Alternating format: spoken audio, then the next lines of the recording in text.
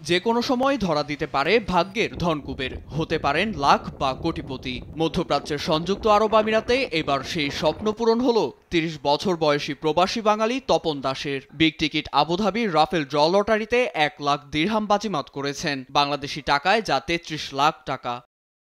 বুধবার খালিজ টাইমে এসেছে বাংলাদেশি প্রবাসী তপন ৬ বছর ধরেই আমিরাতে আছেন। পেশায় নরসুন্দর বা নাপিত। ২০ জন বন্ধু মিলে নাম লেখান লটারিতে।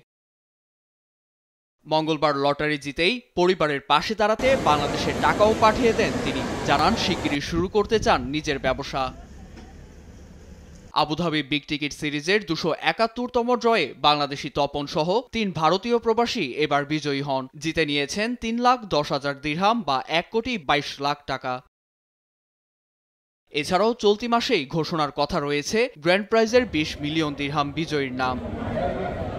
নীরব দাস, নিউজ ডেস্ক, দেশ টিভি।